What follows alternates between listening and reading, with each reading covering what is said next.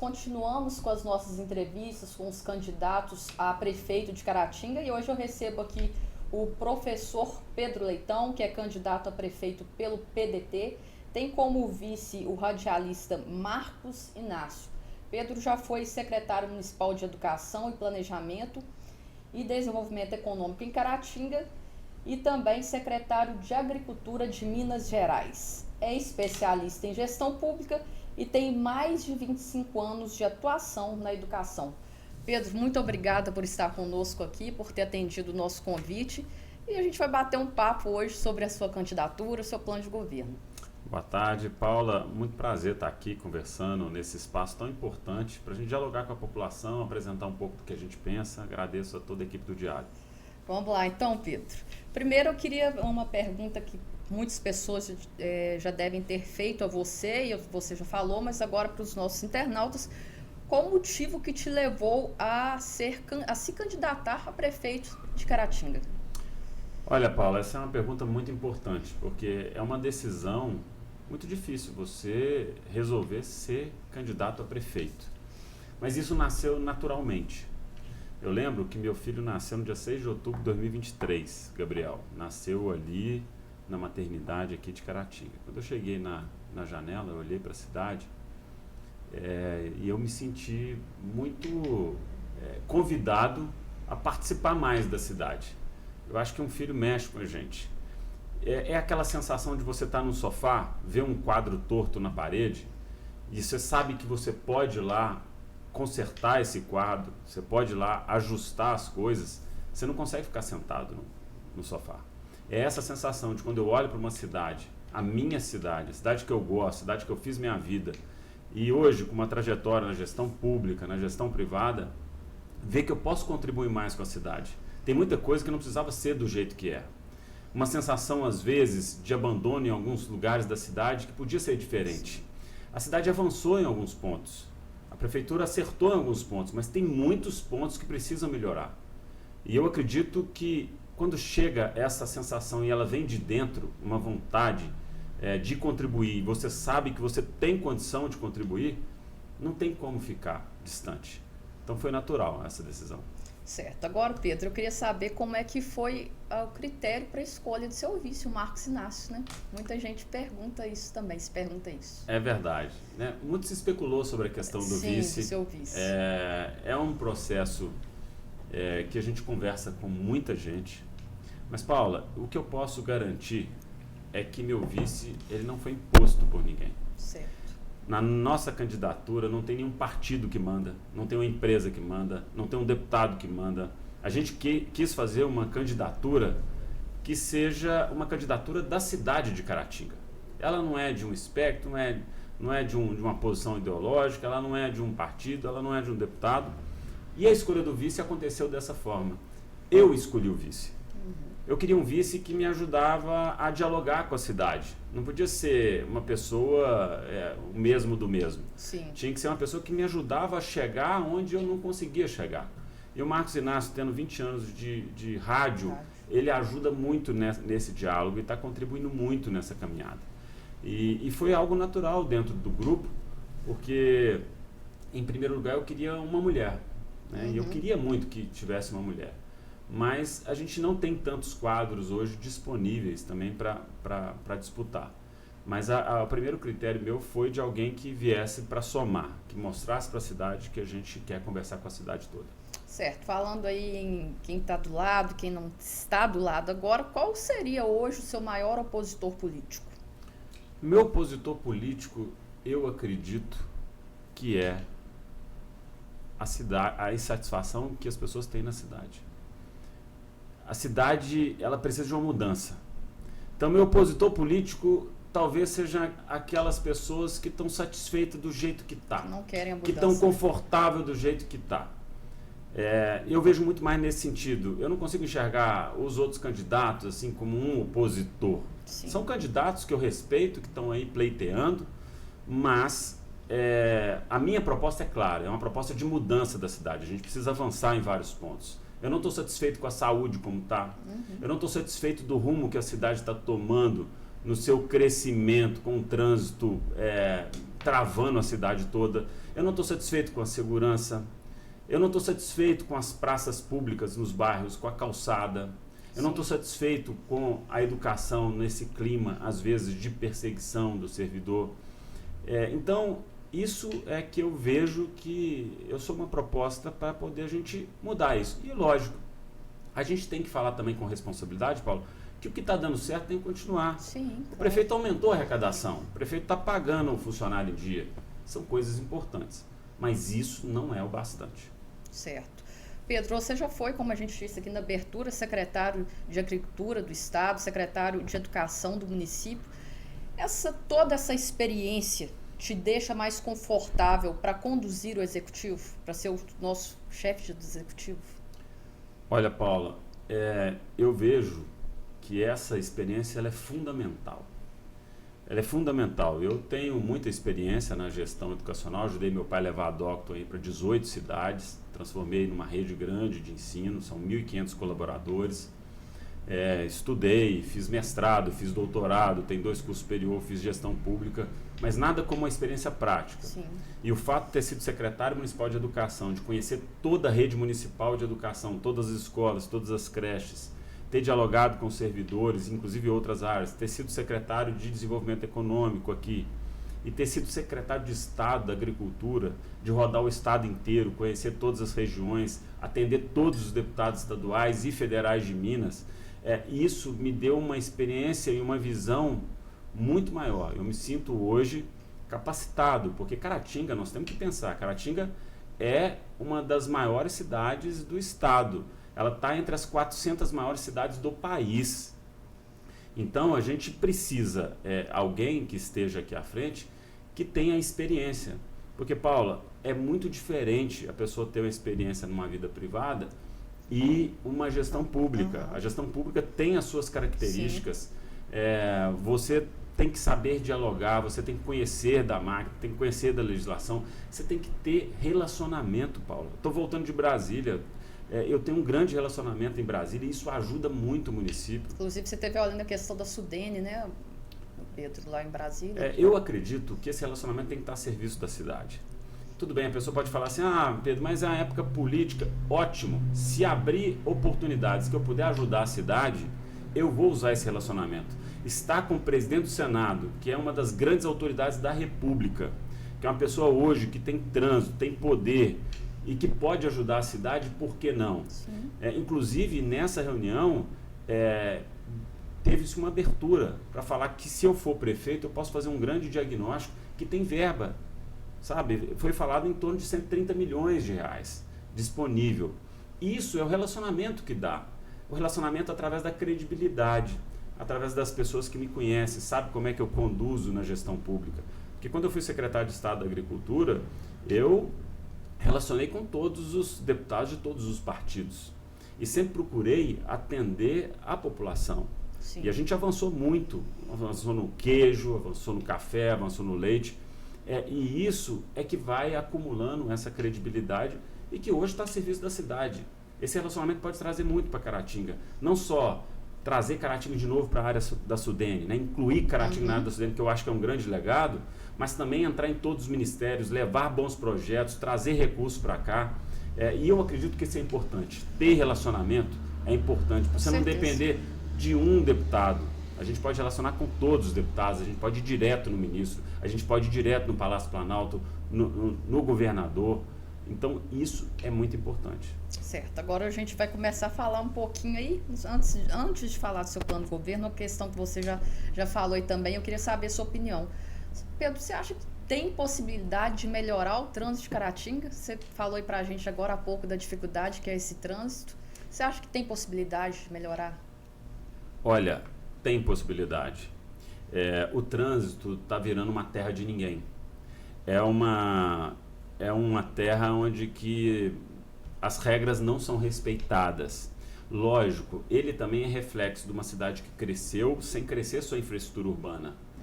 Então, a gente precisa ter um projeto de desenvolvimento que comece a considerar o volume de veículos e de como é que a cidade pode crescer com mais qualidade de vida, mas também nós precisamos organizar esse trânsito. Até porque os veículos não são só de Caratinga, a gente tem a população flutuante que vem das cidades vizinhas, né? Eu vejo que essa solução é só com uma guarda municipal, porque não adianta você ter uma regra. Ontem eu conversei com mães atípicas, que tem que ligar para a polícia militar porque não consegue parar o carro no lugar destinado a pessoas com necessidades especiais. Quer dizer, é esse absurdo que a gente chega. O absurdo, por exemplo, de uma pessoa que foi atropelada na faixa de pedestre e faleceu. Então, são coisas como essa que a gente precisa enfrentar, colocar regra e ter uma guarda municipal fiscalizando. Eu acho que todo mundo quer uma cidade ordeira, uma cidade organizada. É lógico que não dá para a gente dizer que o trânsito vai ficar uma maravilha do dia para a noite. Eu seria irresponsável de falar isso. Mas organizar, colocar regra, colocar fiscalização, acho que é um bom começo para a gente atuar. Agora sim, então vamos falar um pouquinho do seu plano do governo. A gente esteve lendo algumas coisas, são muitas coisas, mas nós vamos abordar alguns temas.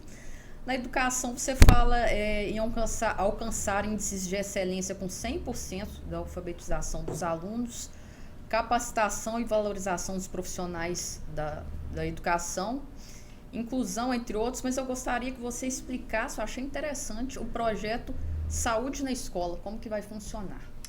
Olha, todo mundo sabe o carinho que eu tenho com a educação. Caratinga sempre foi uma referência na educação. A gente tem excelentes educadores aqui, a gente tem pessoas vocacionadas, a gente tem uma história na educação.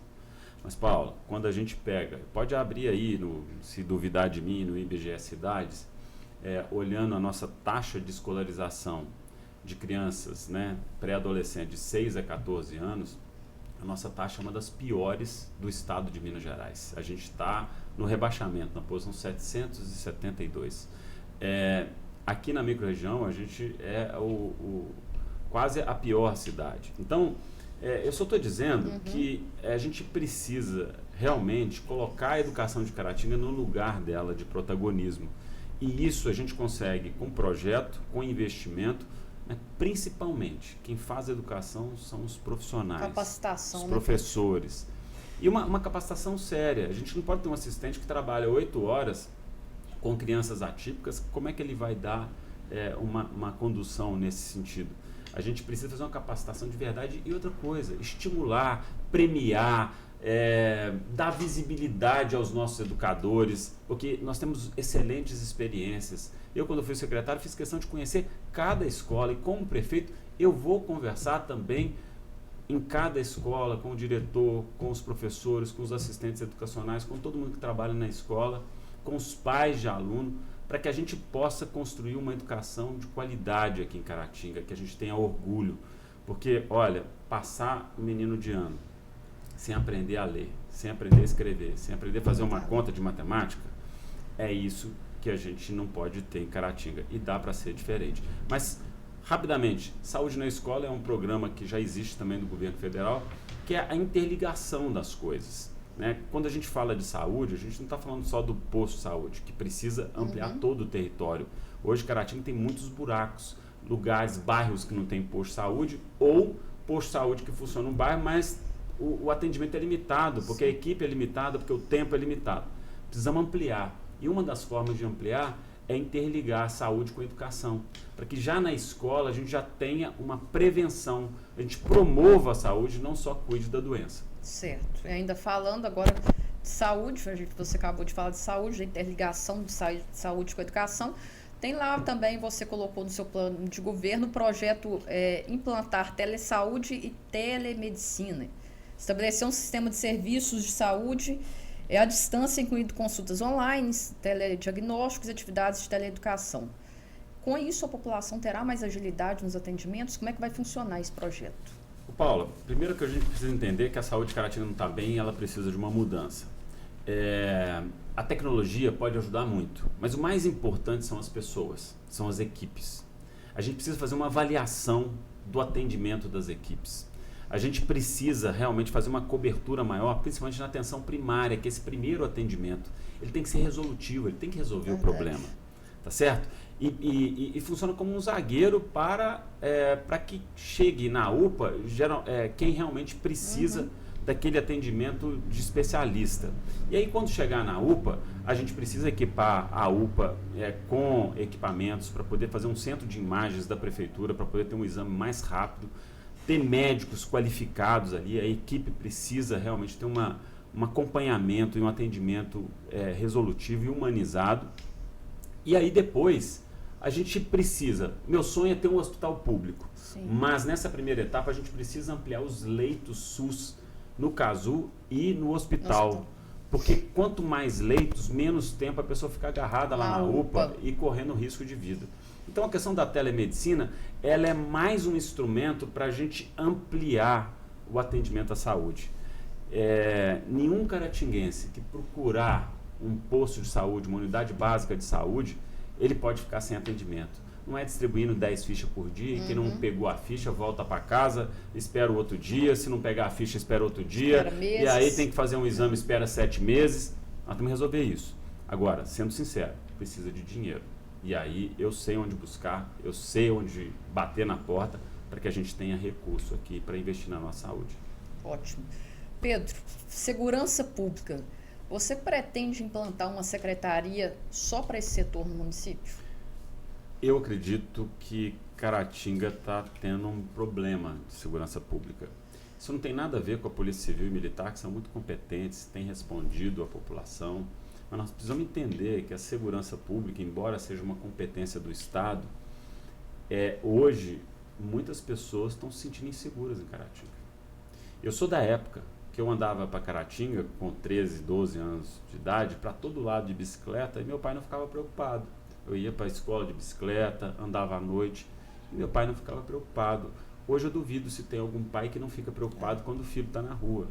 E é isso que a gente precisa mudar. Nós vamos mudar isso, não é só uma secretaria e um gabinete de intersetorial que trabalha junto com as polícias civis e militares, junto com o sistema de olho vivo, junto com a guarda municipal que a gente quer implantar, mas também tendo projetos sociais de apoio. A criança e o adolescente não pode ficar fora da escola sem uma ocupação, que seja do esporte, seja da cultura, seja da atividade. Nós temos um grande potencial, por exemplo, na economia digital, que é uma economia que paga melhor. Verdade. E que a gente precisa transformar a nossa FUNSIMI numa FUNSIMI 2.0, que ensina os alunos as ferramentas digitais, tem a inteligência artificial, que vai ajudar muito nesse trabalho. E eu vejo, por exemplo, hoje eu visitei um escritório de contabilidade que atende o Brasil inteiro aqui em Caratinga. É um mercado que a gente tem que aproveitar. Nós temos que pegar esses jovens, adolescentes, capacitá-los e dar oportunidades.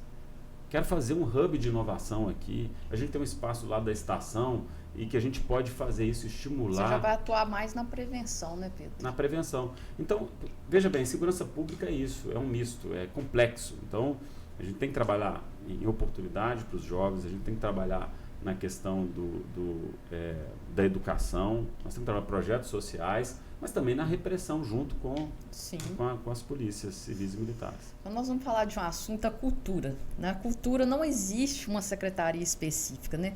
No seu plano de governo você disse que vai criar um órgão para o desenvolvimento cultural, garantindo sua independência administrativa e financeira.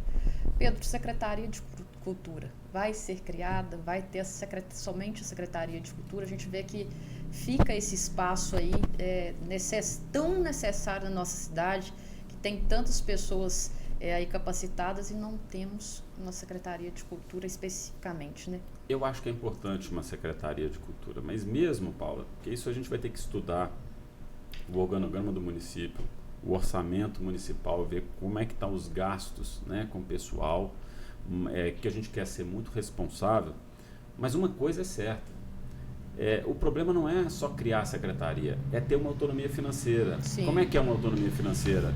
É ter transparência. Qual que é o recurso que a gestão municipal vai destinar por ano para a cultura? Né? Quais são os projetos que a gente vai financiar? O que a gente pode fazer com esse recurso? Onde a gente pode captar recursos? Porque também hoje nós temos captação no governo federal. Então, a gente precisa de alguém, seja departamento, seja secretaria, mas que não fique simplesmente ligado à Secretaria de Educação como um braço ali que não tem Exatamente autonomia, isso.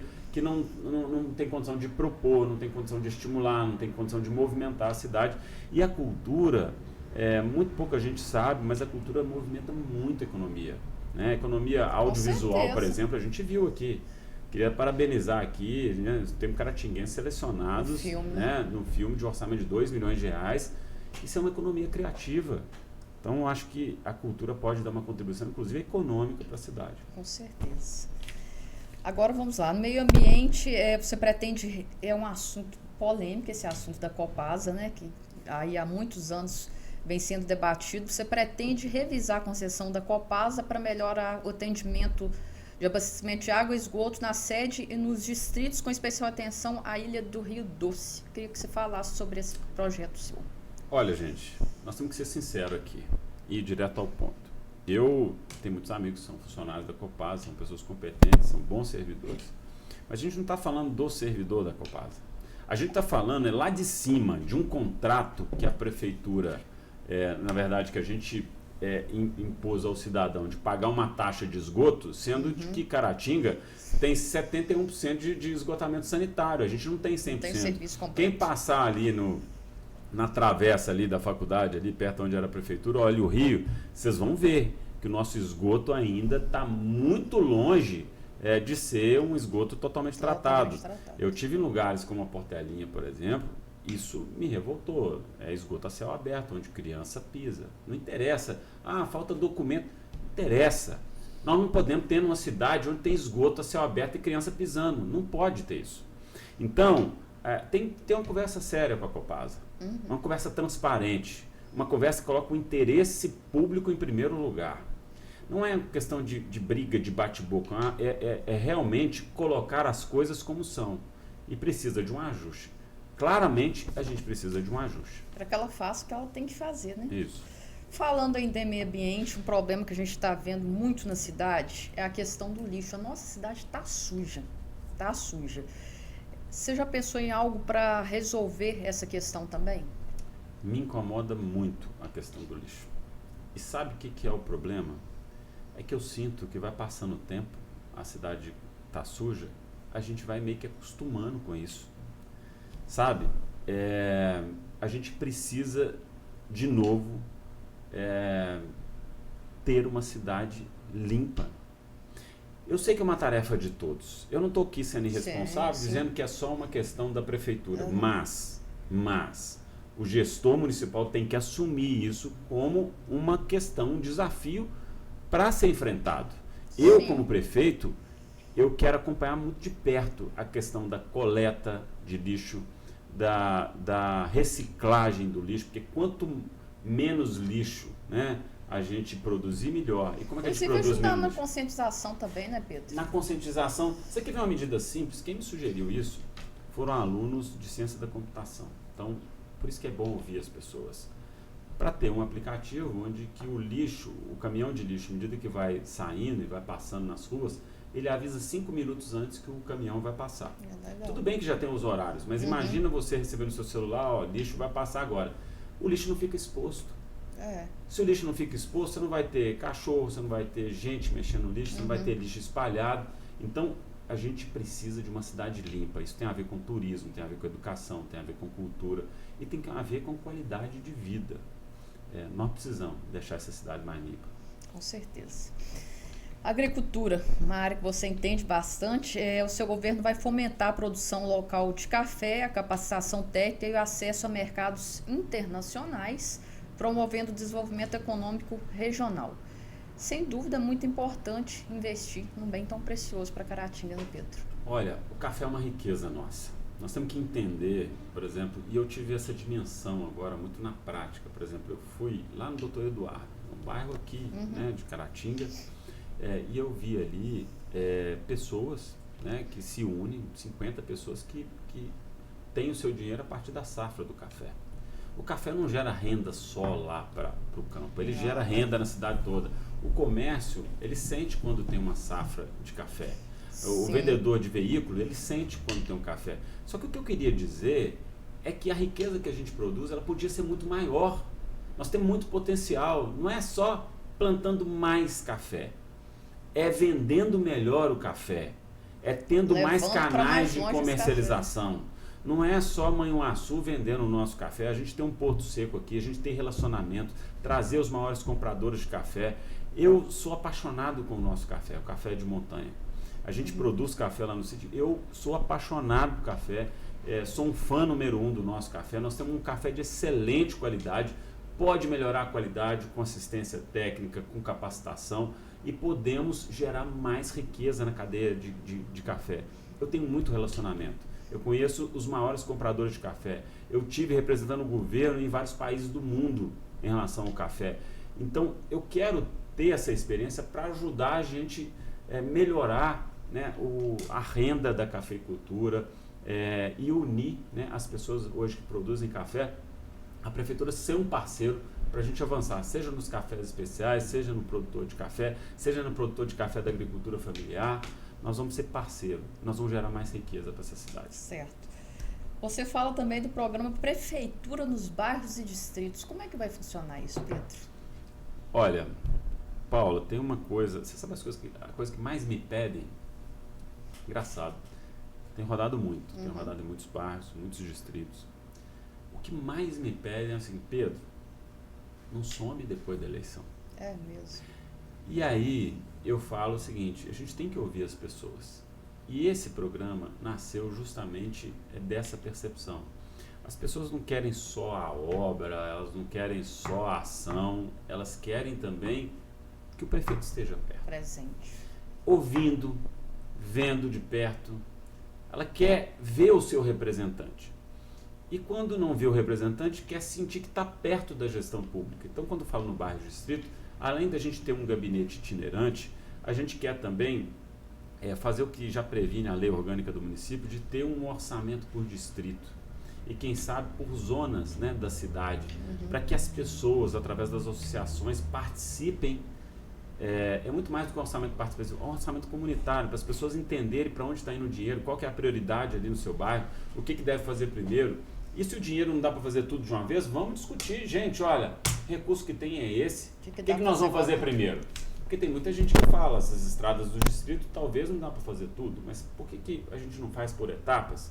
Então são questões que a gente precisa da participação dos distritos, dos bairros, a gente quer governar de fora para dentro. Com todos, né? E agora, já encerrando a nossa entrevista, eu queria que você falasse para a gente por que o eleitor deve votar em Pedro Leitão. Olha, eu sei que o voto é algo de cada um. O voto é seu.